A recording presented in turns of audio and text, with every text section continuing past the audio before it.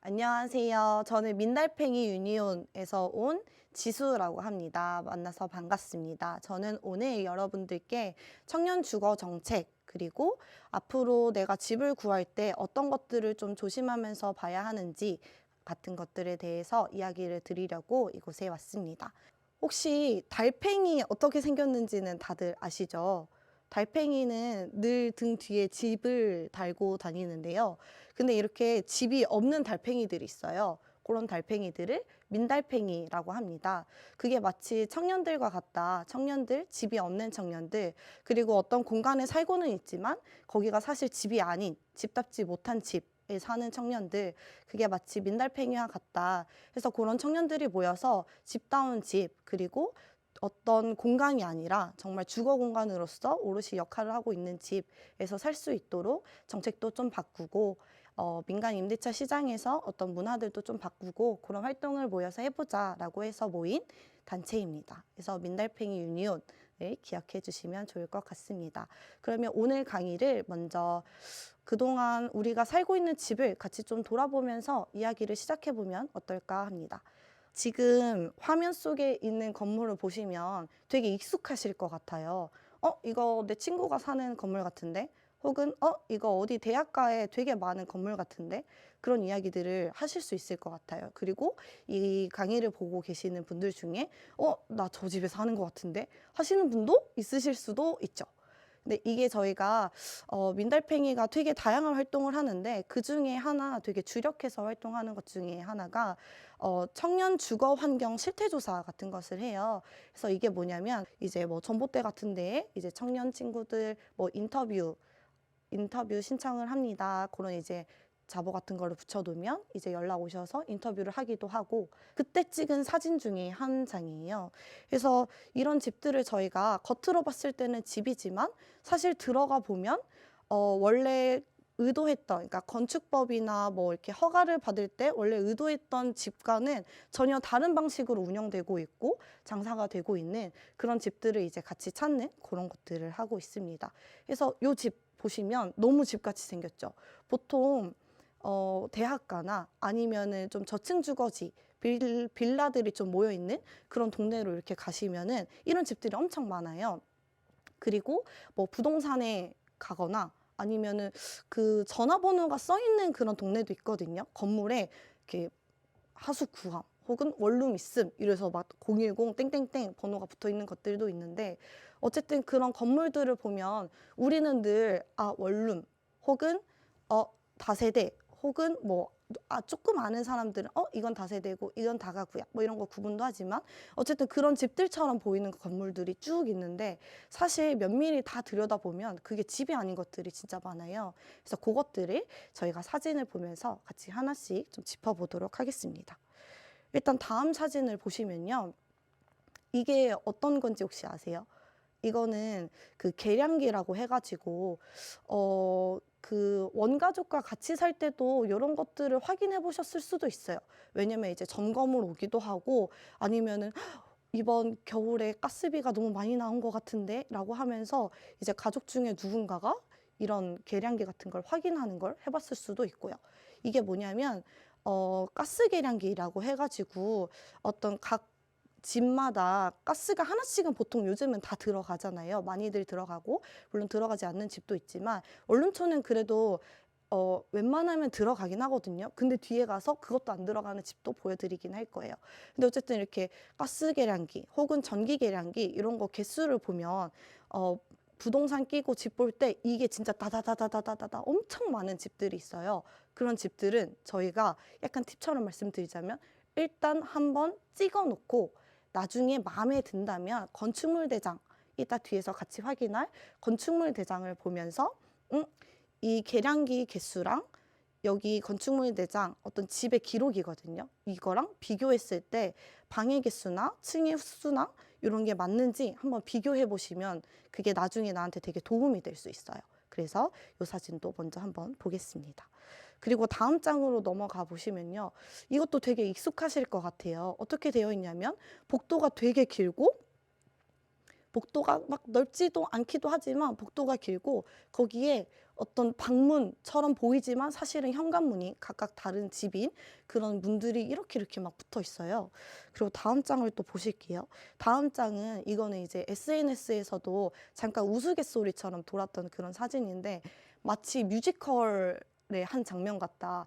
방문을 열고 사람들이 노래를 부르며 나올 것만 같다라고 이제 우스갯소리로 돌았던 그런 사진과 굉장히 흡사한 사진인데요. 아주 좁은 공간에 면마다 문들이 이렇게 하나씩 붙어 있어요. 그래서 옆집이 문을 열면 내가 문을 못 여는 그런 집 있잖아요. 그래서 이제 문이 보통 안으로 열리진 않으니까 현관문은 보통 이렇게 복도 밖으로 열면서 나가잖아요. 근데 내가 문을 열면 여기 사진 속에 있는 몇백 몇 호 친구는 못 나와요. 내가 문을 닫을 때까지. 그런 집이 지금 이 사진에도 있고요. 저기 복도 끝에 제가 이게 사진이 너무 어떤 건물 혹은 어떤 집 같은 게 특정되면 그게 문제가 될 수 있어서 제가 약간 애니메이션 처리를 해가지고 조금 정확히 보이지 않으실 수도 있지만 일단 한번 좀 보시면요. 제가 확대를 했어요. 확대를 해서 보시면요. 소화기가 있거든요. 근데 복도 끝에 소화기가 딱 하나 있어요. 근데 이제 제가 방사진에서는 미처 찍지 못했지만 이 건물 안에는 늘 층에 하나씩 소화기는 있어요. 근데 집 안에는 없어요. 그리고 너무나 자연스럽게도 그 집 안에 화재 경보기, 뭐 스프링쿨러, 뭐 이런 것들도 제대로 갖춰져 있지도 않죠. 저 끝에 빛이 들어오거든요. 이게 채광이 좋아서일 수도 있는데요. 이걸 좀 당겨서 보시면 어떻게 되어 있냐면요. 복도 끝은 보통 이렇게 외벽으로 막혀 있잖아요. 근데 그게 아니라 갑자기 뚫려 있어요. 그래서 무슨 그 터널을 지나서 마치 그 절벽 아래로 떨어질 수 있는 그런 공간처럼 벽이 이렇게 뚫려 있고요. 약간 그 사방에 틈을 두고서 유리가 이렇게 되어 있어요. 보이시나요? 어떻게 되어 있냐면 벽이 이렇게 있고 벽보다 작은 크기의 유리 같은 게 있고 양 끝에 사슬 같은 어떤 고정 지지대로 이렇게 고정이 되어 있고 혹시 몰라서 쇠사슬이 이렇게 되어 있습니다. 그래서 제가 이거를 이제 환경 실태 조사할 때 방 보러 다니면서 본 그런 건물인데 조금 놀란 거예요. 그래서 저 공간을 어떤 식으로 설명하실까 궁금해가지고 계속 기다리고 있었어요. 방 보면서 아 그러네요 하면서 이제 복도에서도 괜히 서성거리고 근데 끝까지 설명을 안 해주시는 거예요. 그래서 제가 물어봤죠. 근데 저거 뭐예요? 그러니까 환기를 위해서 뚫어놓은 거래요. 근데 누가 환기를 위해서 복도 환기 중요할 수 있는데 정말 중요하면 창문을 최소했겠죠. 근데 정말 창문이 아니라 열고 닫을 그런 게 아니라 그냥 이렇게 생긴 유리였고 유사시에 마치 망치로 때려가지고 깨서 탈출해야만 할 것처럼 그렇게 생긴 공간이었던 거죠. 그래서 이제 설명을 환기를 위해서 하셨다고 하고 저런 공간 때문에 복도의 환기가 굉장히 잘 된다고 설명을 하시니 이제 방을 다시 좀 돌아보게 됐어요. 근데 방을 다시 보니까 너무나 자연스럽게도 뭐 완강계 시설 이런 것도 당연히 없기도 하고 그래서 이제 좀 같이 방 봤던 사람들이랑 이제 청년분들이랑 이야기했던 거는 저게 원래대로라면 어떤 완강계 시설이 있어야 하는 공간 혹은 비상계단이 있어야 하는 공간이었던 것 같다. 그런 이야기를 나눴죠. 그래서 보시면 이게 그 쇠사슬이 있는 게 안전에 위험이 될 수 있다는 건 알고 있어서 혹시 몰라서 쇠사슬을 이렇게 치신 거잖아요. 그러면 방 쪼개기를 아무리 하더라도 이런 식으로까지 공간을 꼭 만들어야 했을까 하는 게 좀 보이더라고요. 그래서 이 공간도 사실 저것을 그러니까 환기라고 설명을 했지만 저게 어떤 시그널인 거예요. 이곳은 집이 아니라는 시그널. 앞에서도 계속 그런 시그널을 같이 확인을 했죠. 그리고 다음 사진도 한번 같이 보실게요. 이 사진은 뭐가 문제지? 하실 수도 있어요. 왜냐하면 사진 속에 봤을 때는 복도에 일단 CCTV가 있거든요. 그러면 왠지 보안에 좋을 것만 같잖아요. 그리고 저 끝에 복도 끝에 창문도 있어요. 그러니까 이게 다른 뭐 비상계단을 막 없이 막 이렇게 벽을 뚫고 그런 것도 아니고 창문도 있어요. 그러면 이 정도는 괜찮지 않을까? 그리고 저 벽 끝에 보일러가 하나가 붙어 있거든요. 그러면 내 집에서 보일러 소리는 안 나겠네. 그러면은 내 집이 조용할 수 있겠네 라고 생각하실 수도 있죠. 근데 이 집은 또 어떤 집이냐면 보일러를 같이 쓰는 집인 거예요. 근데 이제 그거를 이따 뒤에서 저희가 체크리스트도 같이 볼 건데 그때 어떻게 얘기를 하시냐면 우리는 관리비 3만 원이고 여기 관리비 안에 가스, 수도, 전기 다 들어가. 그래서 너가 돈을 아낄 수 있어. 이렇게 얘기를 해주시거든요. 그래서 이게 사실 불법 방조개기를 한 공간이고 그래서 보일러를 각각의 집에 두지 않고 한꺼번에 다루고 있고 이제 또 뒤에서 볼 건데 어떤 집은 가스도 안 주기도 하거든요. 그래서 이것도 뒤에서 넘어가서 같이 볼게요. 바로 다음 사진인데요. 보시면 싱크대에 이렇게 그 물이 나오는 공간은 이렇게 있어요. 싱크대가 이렇게 있고요. 그리고 그 옆에 보통은 가스레인지, 최소한 인덕션, 뭐 하이라이트, 뭐 이런 게 있을 법한 공간인데, 근데 사진을 딱 보시면 이거 뭔지 아세요? 이거 그 1인 가구들한테 좀 편리하게 이용할 수 있는 인덕션이에요. 라고 하면서 인터넷에서 되게 뭐 싸게 파는 그런 휴대용 인덕션이거든요. 그래서 저는 이거를 사무실에서 보통 간편하게 라면 끓여 먹고 싶을 때 그럴 때 이제 이거 구비해 놓고 이런 거는 좀 봤는데 이게 아예 이 집의 옵션처럼 되어 있는 거예요. 그래서 요즘 사람들 집에서 요리 안 해 먹잖아. 그래서 가스 괜히 위험하게 안 넣어놨어.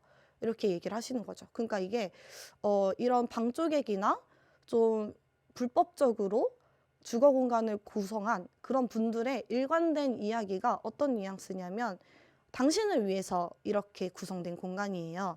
당신의 편의와 당신의 어떤 수요, 필요 같은 것들을 고려해서 우리가 공간을 이렇게 재구성한 거예요. 라고 이야기를 하시는데 사실 이거는 뒤에서 같이 보면 되겠지만 이게 그 도시가스를 원래 설치될 수 있는 그 정도? 그러니까 처음에 건축허가 받을 때 뭐 여기는 몇 가구 살 거고요. 여기는 뭐 어떤 식으로 공간이 구성될 거예요.에 맞춰서 이제 도시가스가 들어올 수도 있잖아요. 근데 그게 아니라 방조개기를 하면 더 많은 사람들이 취사시설을 필요로 할 것이고 그럼 이제 그게 어떤 근거가 될 수 있거든요. 근데 물론 그렇게까지 하고 있지는 않아서 이제 문제일 수는 있지만 근데 그랬을 때 혹시 모르니까 혹은 진짜 그 관리하는 사람의 편의를 위해서 설치를 하지 않아 놓고 마치 사는 사람, 살게 될 청년을 위해서 하는 것처럼 그렇게 얘기를 해주시기도 하더라고요. 그래서 이렇게 부엌 공간에도 어떤 시그널들이 있다. 그렇게 얘기를 드릴 수 있겠습니다. 하고 이제 다음 사진은요. 이게 서류여서 조금 어려우실 수도 있는데 확대해서 같이 볼게요. 확대해서 보면 여기에 점포라고 써 있어요. 조금 흐릿하긴 하죠. 점포라고 써 있어요. 1층에 점포가 있는 시설이다 라고 이 서류에 써 있는 건데요. 이 서류 이름이 건축물 대장이에요. 그래서 일종의 우리가 어디 뭐 이렇게 입사 지원하고 할 때 뭐 주민등록 등본 같은 것도 제출하기도 하고 뭐 이러잖아요. 근데 그런 것처럼 집에도 건물에도 어떤 그 자기의 이력, 그러니까 나의 어떤 존재 같은 거를 설명하는 서류가 있는데 그게 건축물 대장이에요. 그래서 거기를 들어가면은 건축물 대장 안에 나는 주택이에요. 나는 뭐 사무실이에요. 나는 고시원이에요. 이런 정보들이 써 있는데요. 보시면 여기는 나는 1층에 점포를 두고 있어요. 그리고 3층에는 주택이 있어요. 이렇게 써 있는 그런 종이입니다. 근데 저희가 이 집을 실제로 봤을 때는 전부 다 집이었어요. 그래서 점포로 써 있던 공간은 5가구가 살 수 있도록 방이 이렇게 재구성되어 있는 공간이었고 그리고 주택이라고 써 있긴 했지만 3층 주택이라고 써 있긴 했지만 그 공간은 한 가구로 등록이 되어 있었거든요. 근데 실제로는 방을 쪼개서 공간을 쪼개서 2가구가 거주할 수 있도록 구성된 공간이었습니다. 해서 이 서류들 이따가 뒤에서 한 번 더 같이 보도록 할게요. 그리고 또 집을 볼 때 확인하기 좀 어려운 시그널도 있는데요. 사실 방조개기 하면 뭐 아까 그 안전 얘기 같은 걸 했잖아요. 소화기, 뭐 이렇게 스프링쿨러, 뭐 이런 얘기도 하기는 했지만 사실 살면서 제일 느낄 수 있는 거는 방음이 안 되는 공간 같은 거거든요. 그래서 그 인터넷 한때 되게 떠돌았던 것 중에 하나가 근데 그거는 이제 공공주택 문제로 나오기는 했는데 이제 여기서 조금 예시로 들어본다면 어떤 그 방이라고 하는 집이라고 하는 공간에 내가 있어요. 예를 들면 302호에 내가 있어요. 그러면 그 옆에 303호에 친구가 들어가서 둘이서 그래도 나름 다른 집이잖아요. 근데 둘이서 한 벽을 두고 구구단을 하는 거예요. 그래서 4, 5 하면은 2, 20 이렇게 대답을 하는 거죠. 그럼 이거는 사실 고시원은 진짜 그 방음이 전혀 안 돼가지고 사실상 같은 방에 사는데 서로 얼굴이 안 보이는 그 정도의 그런 어떤 구분 수준의 그런 방인 건데, 이게 사실은 고시원의 문제가 점점 아니게 되는, 너무 많은 공간들이 불법으로 방 쪼개기를 하고 그거를 단속하지 않은 세월이 너무 길다 보니까 이제는 사실 저희가 또 건너 들은 이야기인데, 요새는 그 공인중개사나 임대인 분들이 건축 허가 받거나 뭐 이런 거 할 때 설계를 할 때 애초에 방을 쪼갤 것을 염두에 두고 설계를 한대요. 그래서 벽이 뭐 당연히 그 각각의 집으로서 기능을 할 수 있게 튼튼한 벽을 짓겠어요? 그게 아니겠죠. 그래서 저는 실제로 어떤 그 이렇게 불법인 것보다 그래도 주거 공간이 그래도 필요한 사람들과 이제 뭐 리모델링 같은 거를 해본 경험이 있는데, 그때 제가 그런 이제 구분하는 벽을 제가 뜯어본 적이 있거든요. 저한테도 뜯기는 그런 가벽이 있어요. 근데 그런 것들로 만약에 집을 구분했다고 하면 당연히 그냥 사실상 같은 방에 사는 그런 상황이 되겠죠. 그래서 지금 이거는 저희가 민달팽이가 그 어떤 골목을 인터뷰를 하기도 했는데, 청년분들을 저희가 15분을 인터뷰를 했어요. 근데 15분이 지금 살고 있는 집을 확인을 해보니까 12분이 위반 건축물에 사시는 거예요. 제가 앞에서 이제 불법 방 쪼개기 뭐 이런 단어들을 썼는데, 이거를 이제 행정에서의 용어로는 위반 건축물이라고 하거든요. 근데 저희가 15분밖에 물론 인터뷰를 안 하긴 했지만 정말 무작위로 저희가 만나게 된 분들이었고, 그 분들이 그러니까 5명 중 4명꼴로 다 그런 집에 살고 있었던 거잖아요. 그래서 이런 것들이 너무 흔하다. 그러다 보니까 사실 SNS 같은 데에 방음, 뭐 소음 뭐 이런 이야기를 하면은 엔간하면 다들 공감을 해요. 그러니까 집이 너무 집답지 못해서 사실상 쉐어하우스는 절대 아니고 내가 원룸만큼의 가격을 내면서 사는데도 마치 다른 사람의 사생활을 내가 같이 사는 사람처럼 다 알게 되기도 하고, 그런 게 이런 위반 건축물 공간에서도 되게 흔하게 이루어지고 있는 거죠. 그래서 이게 벽을, 그래서 요즘에는 하도 이게 정보들이 너무 공유가 되니까 벽은 그래도 다들 두드리세요. 근데 이게 두 번의 함정이 생길 수 있는데, 첫 번째, 내가 두드린 내가 두드린 벽이 사실 콘크리트일 수는 있어요. 어떻게 그럴 수 있냐면, 공인중개사랑 같이 집을 볼 때 사실 공인중개사의 역할은 임대인이 될 사람과 임차인이 될 사람, 그러니까 돈을 받고 보증금을 받고 집을 빌려줄 사람이 임대인이고요. 그리고 그러니까 일정의 목돈을 지불하고 소정의 월세를 안 내는 뭐 전세로 살 수도 있죠. 근데 그렇게 집을 빌려서 사는 사람을 임차인이라고 하고, 세입자, 보통은 이제 저 같은 청년일 수 있겠죠. 그래서 이런 사람들을 임차인이라고 하는데, 이 임대인과 임차인 간의 계약이 공정하게 이루어질 수 있도록 그 중간에서 공정한 중개를 돕는 역할이 이제 공인중개사인 건데요. 근데 공인중개사 분들이 그래도 계약이 성사돼야 자기한테 이제 수수료가 오기도 하니까 임차인이 될 사람에게 조금 이 사람이 원하지 않을 정보, 혹은 계약을 하지 않을 정보 같은 것들을 좀 숨기거나 아니면 숨기지 않더라도 다른 진실을 보여줌으로써 그 사실을 좀 등한시할 수 있도록 그렇게 유도하실 수 있는 거죠. 그래서 예를 들면 어떻게 하시냐면, 일단 방에 들어갈 때 먼저 들어가신대요. 먼저 탕탕탕 들어가서 창문 열고, 그래서 창문을 열면 빛이 들어와서 사람들이 괜히 기분이 좋아진대요. 그래서 침침한 공간, 똑같은 공간이어도 침침하게 보는 거랑 창문 열고 불 켜고 보는 거랑 좀 더 그 집을 처음 보는 사람이 받아들이는 느낌이 다른 거죠. 근데 그 중에 하나가 또 뭐가 있냐면, 창문 열고 불 켜고 하는 것만이 아니라 벽을 두드릴 때 콘크리트 벽을 먼저 두드릴 수도 있어요. 근데 그랬을 때 내가 다른 벽을 두드리면서 확인해 볼 수 있죠. 좀 더 텅텅 빈 소리가 나는. 근데 이제 저희가 또 JTBC랑 같이 언론 보도를 준비한 적이 있는데, 지금 이렇게 사진을 보시면 벽은 또 괜찮았대요. 그리고 심지어 그 세입자로 들어가게 되는 청년이 정보를 알아서 벽은 다 두드려 본 거예요. 괜찮았어요. 그래서 계약을 했어요. 근데 그랬더니 살고 보면서 어떤 문제가 생겼냐면, 천장은 제가 안 두드려 봤어요. 이렇게 되는 거예요. 그래서 천장이 너무 얇으니까 소리가 이렇게가 너무 잘 소통이 되는 거죠. 이렇게 되고 이렇게 되고. 근데 이게 그 사람이 걸을 때 생각보다 진동이 되게 크거든요. 이게 막 지금은 진동이 별로 크지 않은데 진동이 큰데 진동은 사실 슬리퍼 신고 뭐 카펫 깔고 그렇게 뭔가 살고 있는 사람이 노력할 수 있는 지점도 있기는 하지만 그것도 어느 정도 한계는 있어서 이게 너무 그 생활에서의 스트레스가 너무 크게 되는 거예요. 그래서 이런 것도 사실 집을 지을 때 제대로 어떤 집답지 못하게 지으면서 생기는 거기에 사는 사람이 겪게 되는 어려움 중 하나겠죠. 그래서 일단 이렇게까지만 같이 저희 사진을 좀 둘러봤는데요. 이렇게 보시다 보면 아, 저런 게 방을 쪼개면서 생긴 문제일 수 있겠다라고 생각하실 수도 있고, 아, 그냥 집을 지을 때 왜 저렇게 집을 짓게 그냥 놔둘까? 그런 생각을 하실 수도 있을 것 같아요. 근데 또 한편으로는, 아, 근데 저런 집이어야 그래도 내가 가진 얼마에 얼마짜리 집으로 마련할 수 있을 텐데, 같은 그런 고민도 드실 것 같습니다.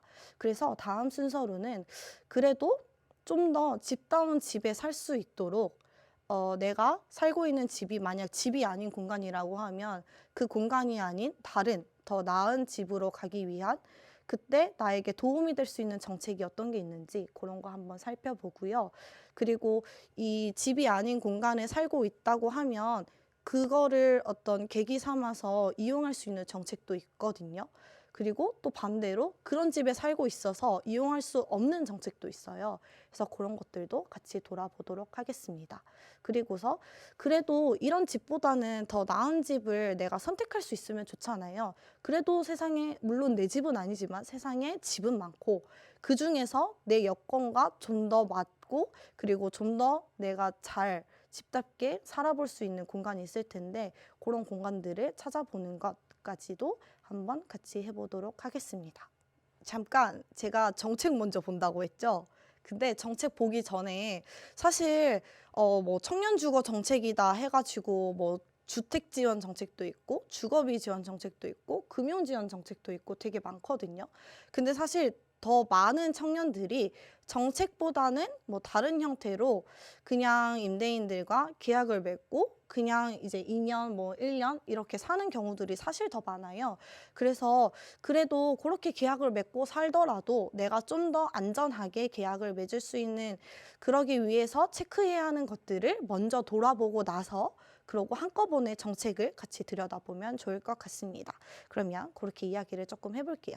지금 화면으로 보여드리고 있는 것이 조금 색깔이 촌스러울 수 있는데요. 집 구하기 체크리스트라고 해가지고 민달팽이 유니온이 이제 뭐 연세대에서도 주거 상담을 그 학생들이 자치적으로 운영하고 있는 게 있거든요. 그래서 집보셈이라는 단체와 저희가 함께 체크리스트를 만들었어요. 집 볼 때 처음 집 보는 친구들은 사실 딱 낯선 공간에 딱 들어가면 뭘 봐야 될지 모르겠거든요. 그리고 뭐 어렸을 때 친구 집에 놀러 갔을 때도 사실 친구 집 딱 들어갔을 때 안녕하세요 인사하고 이제 친구 방 들어가거나 아니면은 집이 너무 좋다고 하더라도 그냥 느낌적인 느낌으로 좋은 거지. 아, 이 집은 화장실에 창문이 있고 뭐 창문이 남향이고 그래서 너무 좋네요. 뭐 이런 식으로 얘기하지 않잖아요. 그러니까 우리는 집이라는 공간을 계약하기 위해 보러 갔을 때 약간 처음은 무조건 벙찌기 마련인 거죠. 너무 어렵기도 하고 그리고 바로 옆에 공인중개사나 임대인처럼 그 공간에 익숙하고 이런 관계 맺는 것에 임대차 관계 맺는 것에 익숙한 사람들이 있다 보니까 나는 상대적으로 미숙한 상태라는 걸 내가 너무 잘 느껴서 좀 위축될 수도 있고 아니면은 이 사람들의 말이나 이 사람들의 판단에 내가 되게 신뢰를 가지고서 그냥 이렇게 결정을 같이 함께 할 수도 있는 거죠. 근데 그렇게 계약을 맺기에는 주택임대차 계약이란 건 정말 큰 계약인 거예요. 사실 살면서 저는 그 정도의 목돈을 제가 계약 맺는다는 걸 저는 10대 때는 한 번도 생각해 본 적이 없거든요.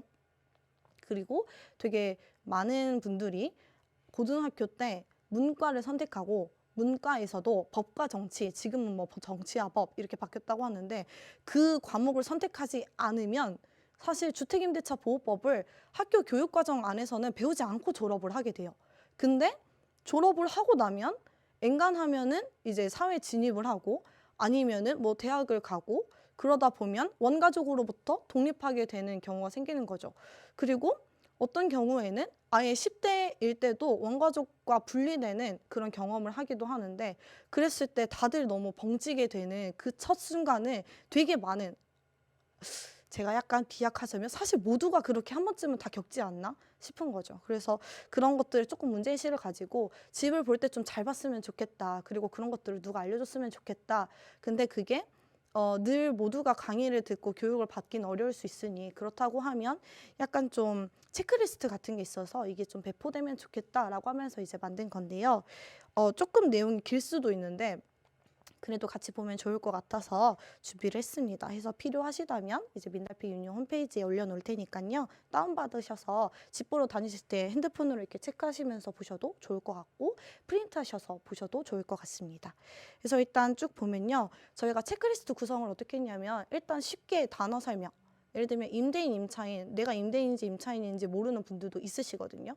근데 지금 모르는 건 괜찮아요. 근데 임대차 계약서에 계약을 할 때는 그래도 알아야 하는 단어들이 있어요. 그래서 이제 저희가 정리를 했으니까 한번 요거는 따로 시간을 내서 확인해 보셔도 좋을 것 같습니다. 그러고 나서 이제 저희가 체크리스트 안에 담은 거는 체크리스트로 집 공간들을 체크하기에 앞서서 내가 먼저 정리해 놓고 공인중개사를 만나러 가면 좋은 것들이 있어요. 어떤 게 있냐면 첫 번째, 위치를 내가 확인을 해야 돼요. 나는 이 동네에 살고 싶어. 나는 뭐 직장 때문에 혹은 나는 뭐 학교 때문에 아니면 친구들이 사는 동네여서 난 이 동네에 살고 싶어 라고 하면 사실 그 구역 설정은 내가 먼저 하는 게 좋아요. 왜냐면 막상 공인중개사가 데리고 다니잖아요. 그러면은 정신 차려보면 내가 생각했던 지역이 아닌 공간에 내가 와 있어요. 근데 집은 괜찮은 것 같아. 그러면 뭐 원래 이렇게 계약을 하잖아요. 그럼 이제 사는 내내 내가 왜 이 집에 계약했을까? 학교도 멀고 친구들도 멀리 살고 너무 불편하고 뭐 이럴 수 있는 거죠. 그래서 위치 선정도 내가 먼저 하는 게 좀 더 집을 볼 때 시간 낭비 서로 안 할 수 있다 하는 거고요. 그리고 또 두 번째로는 돈인데 이게 어떤 의미에서 중요하냐면 내가 목돈으로 가지고 있는 금액 그리고 한 달에 그래서 내가 진짜 월세, 관리비, 공과금 이런 거 다 포함해서 주거비로 내가 쓸 수 있는 돈 이런 것들을 내가 알고 있어야지 내가 괜히 뭐 천에 30까지 살 수 있어요. 내가 가진 돈에 내가 돈을 쓸 수 있는 게 그 정도 크기예요. 근데 막 집을 보여줄 때 2천에 40, 2천에 50 이런 것들을 보여준다고 하면 사실 그 집을 계약하면 계약하는 대로 나한테 이제 재정에 문제가 생기는 거고 그리고 공인중개사 입장에서도 그게 아닌 다른 집을 보여주는 게 서로에게 더 좋은 시간이었을 텐데 그러지 못하기도 하니까 이거를 내가 정확히 파악하는 게 중요해요. 근데 여기서 보통 많이 까먹으시는 게 월세만 많이 생각하시거든요. 근데 관리비가 생각보다 많이 나와요. 그래서 여름에는 뭐 3만 원 나오더라도 겨울에는 6만 원 뭐 어떤 집은 10만 원도 나오거든요. 그러면은 나는 겨울에는 월세를 더 내고 사는 게 되는 거고 그리고 또 관리비 같은 것도 그 안에 뭐 전기, 수도, 가스, 인터넷 이런 게 안 들어가는 집도 있어요. 그래서 그런 것도 확인해야 되고 어떤 집은 에어컨 안 들어가기도 하거든요.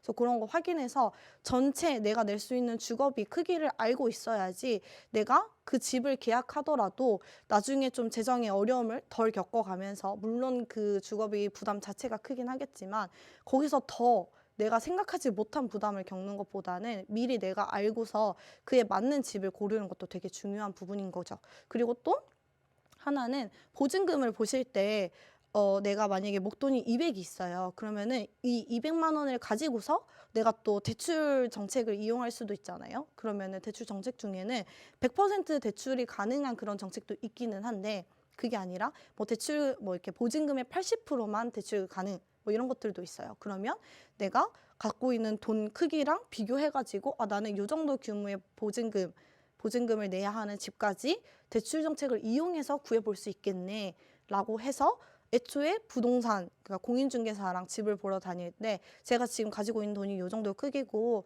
해서 그 뭐 이따 뒤에서 간단하게만 볼 건데요. 금융정책 중에 이거 써가지고 대출해서 이 집 이런 집들 계약하고 싶거든요. 그래서 그런 대출 정책을 사용할 수 있는 집 해서 이런 것도 예산을 확인해 보시면 좋다 하는 거고요. 세 번째는 조금 추상적이긴 한데 생각보다 중요해요. 뭐냐면 내가 집이라는 공간에게 기대하는 점인 건데요.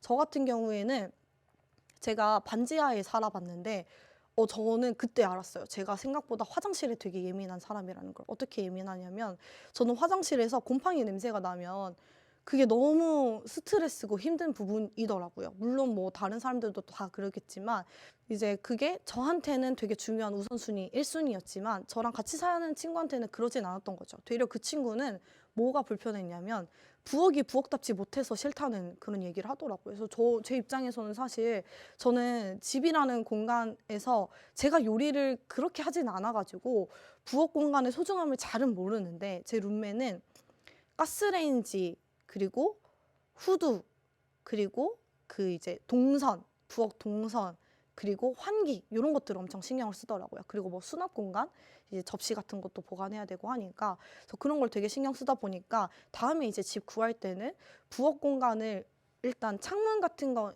가까이 있는 집 이런 걸 우선적으로 보이더라고요. 그래서 다행히도 화장실도 괜찮고 부엌도 괜찮은 집을 찾아서 그 언니랑 이제 같이 이사를 무사히 할 수 있었는데 이런 지점을 내가 미리 알아둬야지 막상 새로운 공간에 가면 벙 쪄요. 그래서 괜찮네요 이러고 이제 가가지고 이렇게 계약 쓰고 저는 그렇게 계약을 처음 했었거든요. 근데 이제 저는 그렇게 했지만 여러분들은 그렇게 안 하셨으면 좋겠다 하는 부분으로 요 우선순위 항목을 체크리스트 안에 담아두었습니다. 해서 이제 뒤로 넘어가 보시면요. 또 체크해야 되는 것들이 이제 진짜 본격적으로 나옵니다. 어떤 거 체크해야 되냐면요. 일단 오늘 날짜 이거 왜 쓰냐면 내가 오늘 본 집과 내가 계약하기 직전에 보는 집은 또 다를 수 있어요. 어떤 게 다를 수 있냐? 진짜 집의 공간이 달라질 수도 있죠. 예를 들면 내가 오늘 본 집이 벽지가 너무 더러웠어. 그래서 도배를 해주기로 하셨어. 그거를 이제 내가 메모를 해놨어. 그러고 계약서를 쓰러 가기 전에 집을 한 번 더 봤는데 도배가 되어 있어. 그럼 이건 너무 좋다. 그리고 체크리스트 안에 항목이 그 도배 관련된 항목의 내용이 바뀌겠죠. 그래서 그런 것도 확인할 필요도 있고 내가 딱 겉으로 봤을 때는 뭐 5층이었어요. 근데 들어가서 보니까 지하를 101호로 시작을 하신 거죠. 그러면은 다 층수가 하나씩 밀려요. 그래서 원래는 1층이었는데 지하가 1층이 돼버리니까 사실상 문패에는 201호 이렇게 시작을 하거든요. 근데 201호로 시작했다고 했을 때 내가 그걸 사진을 찍겠죠. 201호. 이거 사진 안 찍으실 수도 있는데 이거 찍으셔야 돼요. 문패 찍으셔야 돼요. 내가 들어간 그 공간이 몇백 몇 호인지 그걸 사진으로 다 찍으셔야 돼요. 왜냐하면 보통 집 볼 때 여러 집들을 보기 때문에 헷갈려가지고 이게 301호더라 302호더라 이러면서 헷갈리는데 그런 것들을 내가 잘 사진으로 찍어 놓으면 내 머리는 헷갈리더라도 사진은 정확하게 나와 있으니까 이게 나한테 정리할 때 조금 도움이 되거든요. 그래서 꼭 기록을 명확하게 하셔라. 그리고 또 명확하게 봐야 되는 것들은 5층 건물이었는데 밑에가 1층으로 시작했을 때 그러면은 사실은 101호여야 하는 공간이 201호라는 문패를 달고 있잖아요. 그러면 내가 계약을 쓸 때는 201호, 문패상 201호인데 건축물 대장상 101호인 거예요. 그러면 그 정보를 계약서 안에 다 써야 되고 그리고 그 정보를 알기에 앞서서 내가 체크리스트에 써놔야 되는 거죠. 상세 주소 내가 본 건 문패상 201호. 근데 나중에 집에 돌아가서 건축물 대장 떼봤는데 이게 건물 층수랑 이게 안 맞아. 층수가 안 맞아. 그렇다고 하면 그 정보까지 여기다가 적어놓고 나중에 그래서 내 권리를 잘 보장받을 수 있는 계약서를 써야겠죠. 네, 상세 주소를 그럼 확인했다면 상세 주소를 확인하고 이제 사진으로 찍고 방에 들어가시겠죠? 그렇게 들어가요. 그럼 딱 들어갔을 때 공간의 크기가 보일 텐데요. 그 공간의 크기도 사실 기록을 해놓을 필요는 있어요. 왜냐하면 이게 사진으로 잘 안 담기거든요. 그래서 대신에 사진을 찍을 때 동행하고 있는 친구를 벽 끝에 세워놓고 붙어서 봐. 하면서 이제 벽에 끝에 세워놓고 팔 뻗어봐 해서 이제 팔 뻗고 이렇게 해서 그 뒷모습을 찍어 놓으면은 그 면적을 나중에 내가 집에 돌아가서 한 번 더 확인할 때 면적 비교를 좀 더 수월하게 할 수가 있어요. 그래서 이제 면적을 상세하게 쓰기 어렵다고 하면 그러니까 물론 공인중개사나 임대인에게 물어볼 수 있겠죠. 여기 몇 평이에요? 물어볼 수 있겠죠. 근데 그렇게 물어보거나 아니면은 이렇게 물어보면서 몇 평이에요? 그렇구나 되게 넓어 보이네요 이러면서 이제 저 끝에 세워놓고 딱 해서 사진 찍고 그러면은 아무리 내가 광각으로 찍어도 친구의 그 규모는 내가 아니까 예를 들어 친구가 뭐 지희예요? 그러면은 이쪽 길이는 지희 둘 그리고 이쪽 길이는 지희 2개 반 이러면서 이제 내가 면적을 비교해 볼 수 있겠죠. 그래서 그렇게 조금 비교해 보시면 좋다는 거고요. 그리고 보증금, 월세, 관리비, 공과금 이것도 체크를 하셔야 되는데 제가 그 네이버에 모 웹툰을 진짜 좋아하는 게 있는데 그게 뭐냐면 일상툰을 쓰는 작가인데요. 그 작가분이 처음 독립을 해서 겪는 다양한 에피소드를 이제 만화로 그리셨어요. 근데 거기에서 처음 이제 첫 독립으로 어떤 집을 계약을 하는데 어머니랑 같이 봤나 아버지랑 같이 봤나 그랬어요. 근데 계약을 맺을 때는 몰랐죠. 너무 뭐 집 괜찮고 뭐 어쩌고 이렇게 해서 했는데 입주하고 나서였나 입주 다음 날인가 그때 처음 안 거예요. 이 집에 인터넷이 없다는 걸. 그래서 일단 계약은 했고 인터넷은 따로 설치해야 되고 그래서 나는 2년 사는데 인터넷은 뭐 3년 약정이 보통이거든요.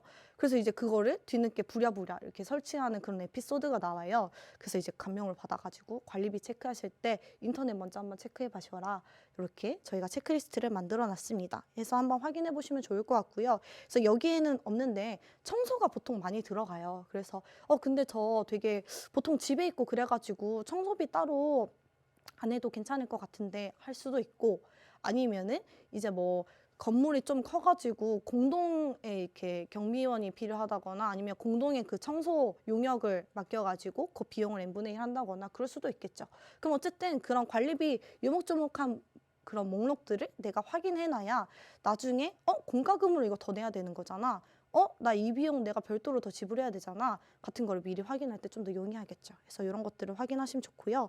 그리고 또 공인중개사들이 보통 많이 물어보는 게 입주 가능일을 많이 물어봐요. 언제 입주하세요? 그러면 그 정보가 나한테도 좀 필요할 수 있어요. 내가 언제까지는 입주해야 되는데 같은 것들. 그래서 이것도 같이 확인해 보시면 좋다 하는 거고 계약 기간은 이거는 저희가 따로 뭐 임대차 분쟁 어떤 것들에 청년들이 많이 이제 고충을 겪나 이야기할 때 다뤄보면 다음에 언젠가 다뤄봐도 좋을 것 같은데 이게 계약 기간이 2년이 의무가 아니에요. 2년보다 더 짧게 할 수도 있고요. 2년보다 더 길게 할 수도 있어요. 그거는 임대인과 임차인이 하기 나름이에요. 근데 이제 보통은 2년 의무고 만약에 짧게 살고 싶으면 2년 계약하고 1년 살고 나갈 때 중개수수료 부담하고 다음 세입자 구하고 나가줘 라고 많이 얘기를 하시는데 그거에 내가 먼저 선뜻 나서서 굳이 합의할 필요는 없어요. 그거는 합의의 영역인 거라서 협상하면 되는 거거든요.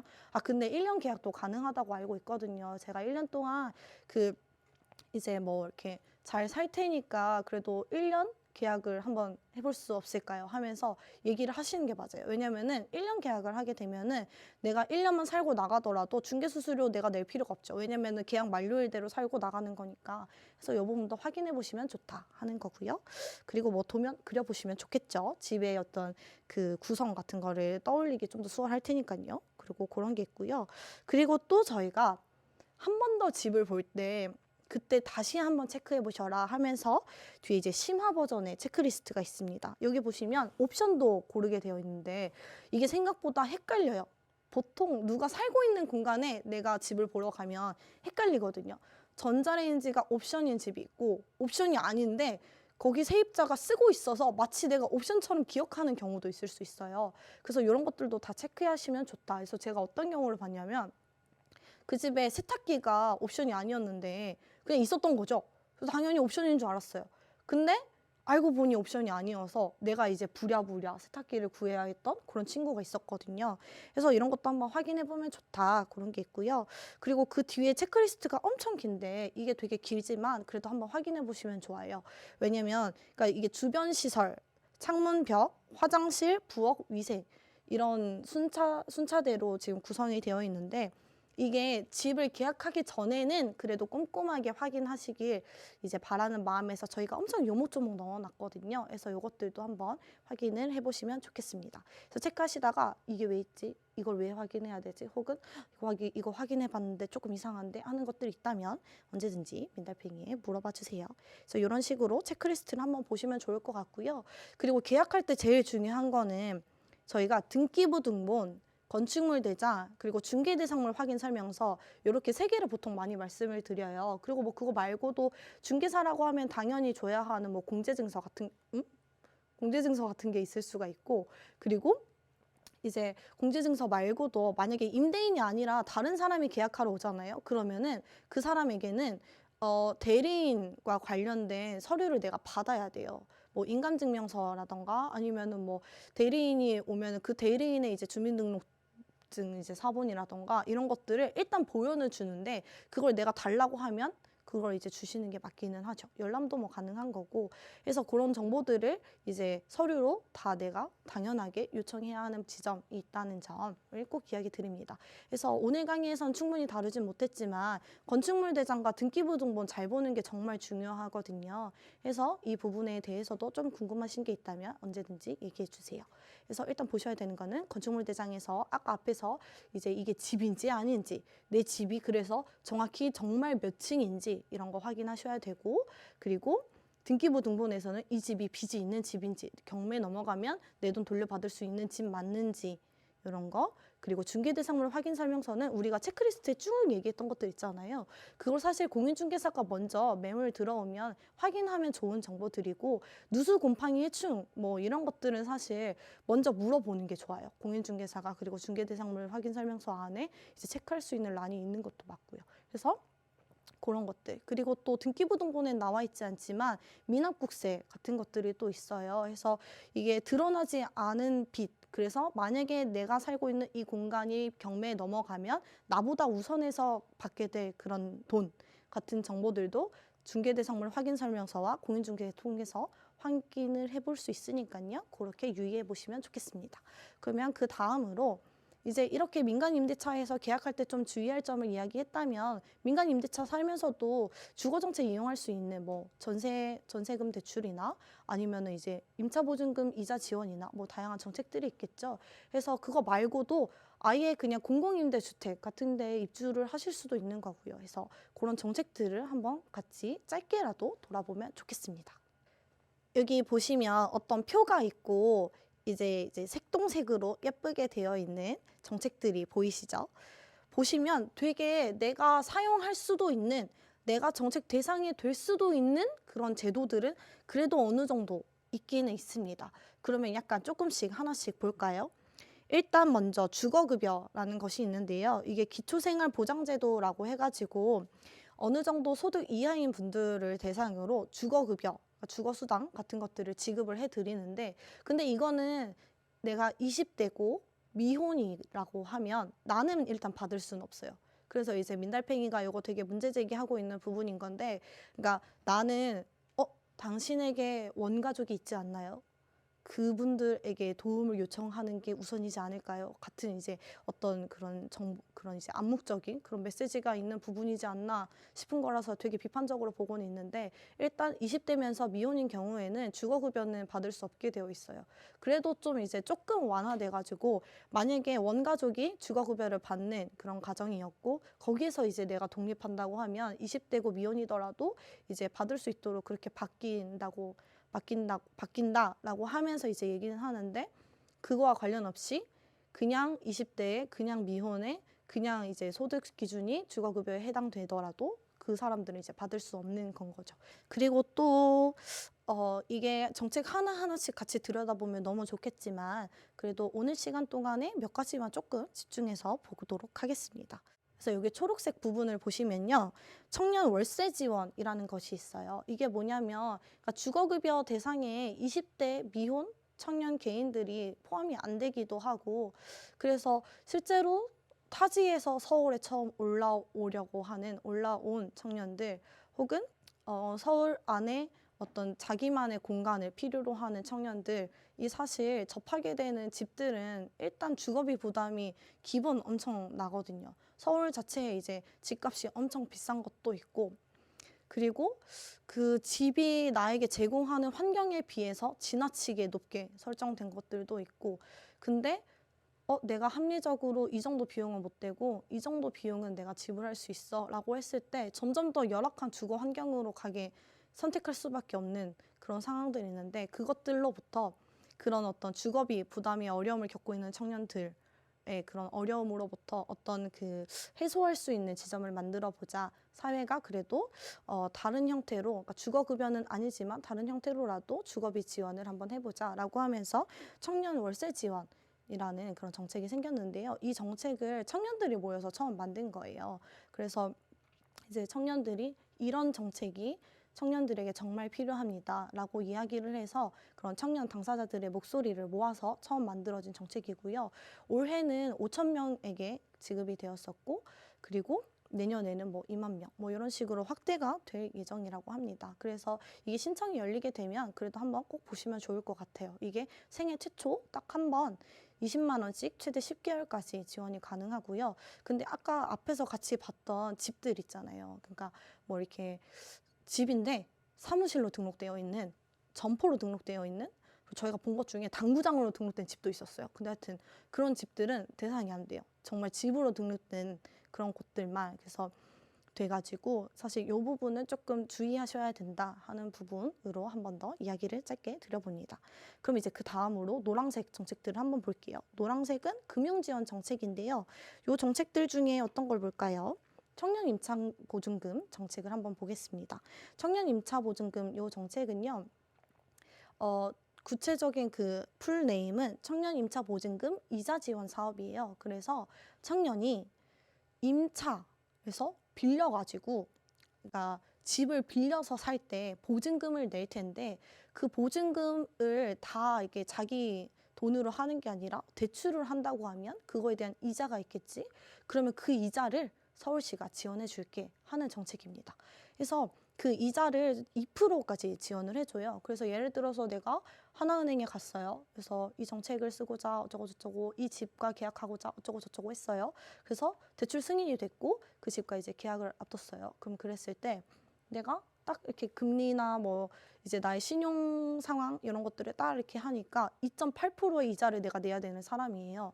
근데 그랬을 때 이 청년 임차 보증금 이자 지원 사업을 통해서 서울시에 추천서를 제출하게 되면은 거기에서 2%는 서울시가 지불하고 나머지 0.8%만 내가 지불하는 그런 돈이 되는 건 거죠. 그래서 이 정책도 활용하시면 좋다 하는 게 이게 사실 그 서울시를 기반으로 하는 청년주거 정책의 많은 것들은 서울시에 이미 살고 있거나 서울시에 활동하고 있는 청년들을 대상으로 하는 게 많아요. 그래서 그러니까 서울이 아닌 공간에서 서울이 아닌 지역에서 있다가 서울로 오고자 하는 청년들이 가장 우선적으로 사용할 수 있는 정책들이 약간 그 제한적인 건데 이 이자 지원 사업은 내가 지금 당장의 주소는 서울이 아닌 공간에 있다고 하더라도 내가 계약하려고 하는 공간이 서울에 있다면 이 정책을 활용할 수가 있어요. 그래서 이 정책도 한번 확인해 보시면 좋다 하는 거고요. 근데 대신에 앞에서 이제 청년 월세 지원이나 청년 임차 보증금 이자 지원 이런 사업들 설명드렸는데 이것들을 중복해서 내가 그 신청을 할 수는 없어요. 그래서 뒤에서도 바로 이어서 얘기할 건데요. 이게 그 중복해서 가능한 것도 있고 안 되는 것도 있어요. 그래서 이게 구분이 나는 모호하다고 느낄 수 있는데 이게 행정 쪽에서는 되게 명확하게 된다, 안 된다 이게 있나 봐요. 근데 어쨌든 일단 제가 드릴 수 있는 정보는 지금 얘기 드린 이 두 가지는 중복해서는 쓸 수 없다고 이야기를 드리겠습니다. 그러면 이번에 분홍색 주택 지원 정책을 같이 볼게요. 여기서 보시면 어떤 것들을 좀 같이 보면 좋을까요? 일단 전세임대, 요거는 LH 전세임대라고 해가지고 많이들 아실 텐데요. 사실상 민간 임대차 시장 이용하시는 거기는 해요. 왜냐면 집을 보러 다닐 때 공인중개사랑 볼 거고 집 계약 맺을 때 내 눈앞에 임대인이 있을 거고 살면서 LH가 관리하는 게 아니라 임대인이 고용한 관리인 혹은 임대인이 이제 그 집을 관리해서 내가 이제 집에 어떤 하자가 생기면 연락하는 사람, 어머 요새 이렇게 안 하신다면서요? 이렇게 하신다면서요? 근데 하여튼 연락하는 사람이 임대인, 관리인인 거고 그래서 그런 사람들 근데 그런 지점이 조금 헷갈리실 수 있지만 그래도 공공정책인 점. 왜냐면 이제 전세 그 계약을 LH랑 이제 임대인이 같이 할 수 있게 되어 있거든요. 그렇고 이제 LH 매입 임대가 또 있는데요. 청년 전용 매입 임대가 있어요. 그래서 요거 집을 저희가 언젠가 보여드릴 수 있다면 너무 좋겠는데 생각보다 괜찮은 집들이 섞여 있고 최근에 SNS에서 되게 화제됐던 집들도 LH 매입 임대라고 저는 알고 있거든요. 그게 그러니까 보통 우리가 알고 있는 공공주택들은 큰 어떤 단지일 수 있잖아요. 뭐 LH 뭐 LH 뭐 이렇게 딱 붙어 있는 큰 이제 주공 아파트 같은 게 있다고 하면은 이 매입 임대는 사실 서울이라는 공간에서 이제 더 이상 그런 대규모의 대규모의 공공임대 주택을 계속 짓는 건 좀 어려울 수도 있어요. 근데 이 매입 임대는 어떤 오피스텔이 있으면은 거기에서 어떤 집이 이제 LH 매입 임대 주택인 경우가 있고 아니면은 약간 그 어떤 저층 주거지 뭐 혹은 빌라들이 쭉 있는 동네에서 한 건물이 이제 LH 매입 임대인 경우들도 있고 이런 거죠. 그래서 이 정책도 한번 들어가서 확인해 보시면 좋겠다 하는 건데요. 이 정책도 물론 소득 기준이 있기는 하지만 그래도 만약에 이게 그 정책 대상이 된다고 하시면 꼭 한번 지원해 보시면 좋을 것 같아요. 그런 게 있고요. 그리고 이제 행복주택, 요거는 이름 많이 들어보셨죠? 마치 들어가면 행복해질 것만 같은 아주 멋진 네이밍인데요. 근데 이제 이 집은 소득 기준이 생각보다 내가 적합하지 않을 수 있어요. 그래서 이거는 저희가 조금 애매하다 싶기는 한 게 이게 행복주택에 들어갈 수 있는, 그러니까 입주 신청을 할 수 있는 소득 기준이 이번 연도를 기준으로 하면은 그 제가 알고 있기로는 211만 6천 얼마이거든요. 그러면 내가 월에 이만큼의 비용을 작년 기준으로 벌고 있었다고 하면은 요거 이하만 지원할 수 있고 요거 위는 지원을 할 수가 없어요. 그리고 그러면은 사실 이제 뭐 220 번다. 그러면 이제 그 친구는 지원을 못 하는 거죠. 그래서 210 번다? 그 친구는 이제 지원을 할 수 있겠죠. 근데 이제 210번은 제 친구가 지원을 한다고 쳐요. 근데 지원을 해서 어쩌다가 마침 당첨도 됐어요. 그래서 입주를 앞두게 됐어요. 근데 그랬을 때 보증금이랑 월세를 다시 한번 확인했을 때 생각보다 이게 주거비 부담이 RIR이 제대로 안 나오는 경우가 많거든요. 그래서 저 지금 같이 일하는 분 중에 행복주택 들어가게 되는 분 계신데 제가 월급이 어느 정도 규모인지는 대충 이제 아는데 근데 그분이 보증금 뭐 예를 들면 뭐 8천 보증금 8천 그럼 뭐 월세 뭐 한 30 뭐 이렇다고 쳐요. 근데 그걸 이제 약간 전환을 해가지고 1억에 얼마 이런 식으로 하면 그거에 이제 이자가 붙고 하잖아요. 그럼 사실상 이게 RIR이 되게 요상하게 나오기는 하는 거죠. 보증금도 생각보다 비싸고 왜냐하면 행복주택이 시세 80% 기준으로 임대료를 책정하기 때문에 생각보다 저렴하지 않을 수 있어요. 그래서 들어갈 수 있는 사람의 소득 기준과 그 사람이 들어가서 부담해야 하는 그 주거비 부담이 생각보다 녹록지 않으실 수 있다. 근데 그래도 공공임대주택이고 그래도 시세 80%니까 이제 희망하시고 당첨되신다면 한번 해보셔도 좋겠다 싶습니다.